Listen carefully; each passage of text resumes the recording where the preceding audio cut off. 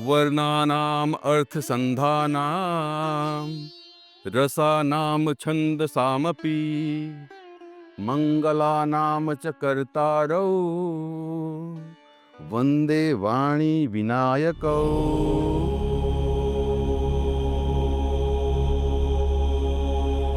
गणेशाय नमः। मैं राजीव तिवारी, पूजा श्री का मैं सीईओ हूँ और फाउंडर हूँ। आज सनातनी चैनल के माध्यम से हम लोग इस यात्रा को, इस जर्नी को आगे लेके चलते हैं।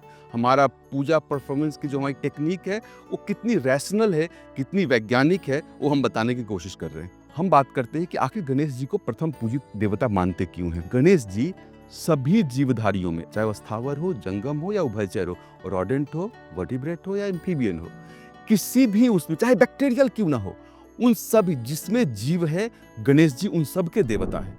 इसका मतलब यूनिवर्स का जो लाइफ फोर्सेस है, जितना भी लाइफ फोर्स है, वो सब हमारे साथ है और हम उसके साथ है। हम अपने आप को एम्पावर फील करते हैं। इसकी वजह से हम पहले गणेश जी का पूजन करते हैं। आपको शायद पता होगा, और लार्जली क्योंकि जितने भी लोग गणेश जी को जानते हैं वो जानते हैं कि गणेश जी जो है रिद्धि और सिद्धि के स्वामी हैं। गणेश जी सिद्धिदाता हैं, उनको हम सिद्धि विनायक भी कहते हैं। वो सिद्धि देने वाले हैं। वो सिद्धियां क्या है? जो आप वाकई जन्म के साथ पैदा होते हैं।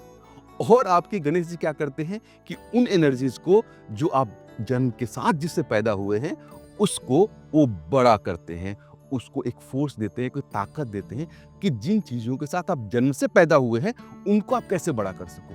क्या क्रोनोलॉजी है मैं आपको बताना चाहूंगा। आपको उम्मीद है कि आपको आनंद आएगा। अष्ट सिद्धियां आखिर हैं क्या? तो वो है, सबसे पहला अणिमा, महिमा, गरिमा, लघिमा, प्राप्ति, प्राकट्य, ईशित्व और वासित्व। ये अष्ट सिद्धियां हैं आपकी। और मैं इसकी यात्रा पे लेके चलता हूं आपको, जो आप एटम के रूप में, आणविक रूप में, एटम की तरह आप अपने माँ में और अपने पिताजी में होते हैं पहले, एटम लेवल पे। उसके बाद उसको कहते हैं अणिमा, अणु रूप में।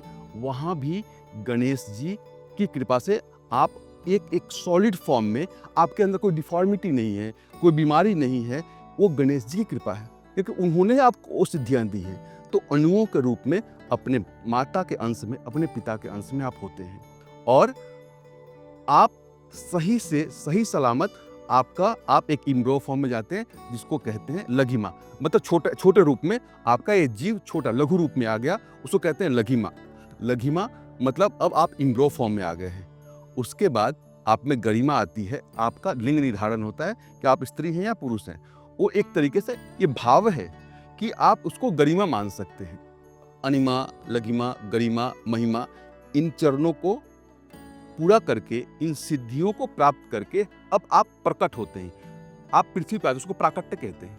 प्रभु की कितनी कृपा है आपके ऊपर, उस गणेश की, उस सिद्धिदाता स्वामी की कितनी कृपा है आपके ऊपर कि आप जब प्रकट हुए तो संपूर्ण और बिल्कुल स्वस्थ प्रकट हुए। ये गणेश जी की कृपा से हुए। इसको प्राकट्य कहते हैं। इन सिद्धियों के यात्राओं को कंप्लीट करने के बाद आप एक पूर्ण पुरुष, पूर्ण स्त्री बन के आप समाज में आते हैं। कहीं जॉब में जाते हैं, कहीं बिजनेस में जाते हैं और वहां पे अपनी जगह बनाने की कोशिश करते हैं कि मैं किसी कंपनी में सीईओ बन जाऊं, मैं किसी कंपनी में अकाउंटेंट बन जाऊं। अब आप ईशित्व चाहते हैं। ईशित्व मतलब कि जो आपका फॉर्मेट है उसमें किंग बनना चाहते हैं उसके आप। वो भी गणेश जी की कृपा से होती है और उस सिद्धि को ईशित्व सिद्धि कहते हैं। और उसके बाद आता है आपका अंत में सबसे बड़ा सिद्धि, और वो गणेश जी की कृपा के बगैर हो ही नहीं सकती। वो है वासित्व। भगवान गणेश ये 8 सिद्धियां आपको देते हैं ताकि आप अपने लाइफ के जर्नी को इन 8 स्टेशन पे कंप्लीट करो। तो ये सिद्धियों के साथ आप जन्म लेते हैं, लेकिन इसकी पराकाष्ठा, ये एक कितना ऊपर जा सकता है, इसको आप कितना ऊपर लेके जा सकते हैं, सिर्फ और सिर्फ गणेश जी की कृपा से प्राप्त हो सकता है आपको।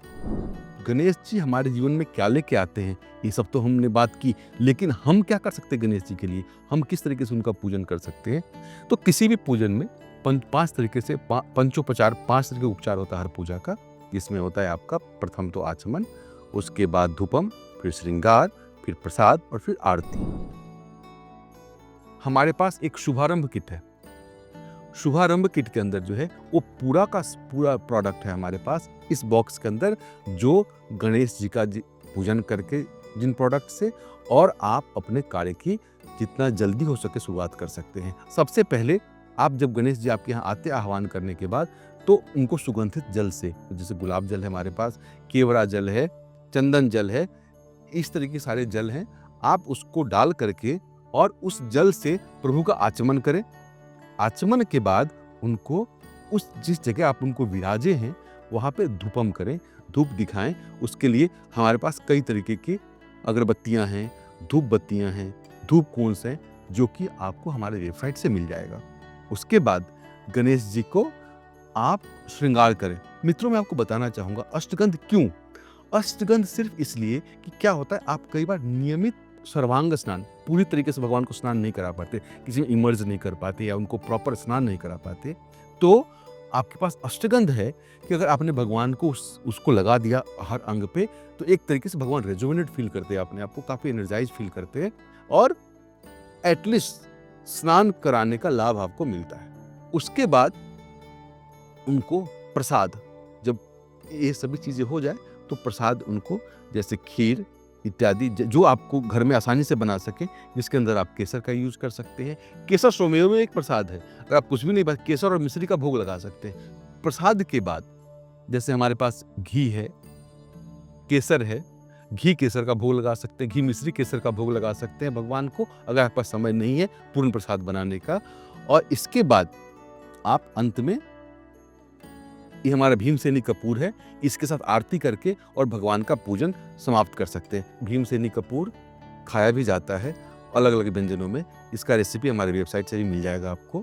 भगवान को प्रणाम करके, आशीर्वाद लेकर के अपने पूजा को पूर्ण कर सकते हैं और अपने लाइफ में गणेश जी के भाव को, गणेश जी के चरित्र को पा सकते हैं और अपने जीवन में बहुत बड़ा मुकाम, बहुत बड़ी ऊंचाई हासिल कर सकते हैं। तो इस तरीके से आपने देखा कि गणेश जी हमारे सभी सिद्धियों के स्वामी हैं। इसका मतलब जिंदगी में कुछ भी आपको प्राप्त होता, सबसे पहले हमें गणेश को उसके लिए थैंक्स बोलना है, गणेश को उसके लिए धन्यवाद बोलना है, तभी वो बड़ा हो सकता है। अदरवाइज, क्योंकि जो जिसका स्वामी है वही तो उसको बड़ा कर सकता है। तो इन्हीं शब्दों के साथ आप गणेश जी की कृपा आपके ऊपर बनी रहे। खूब सारा बधाई आपको। ओम नमो।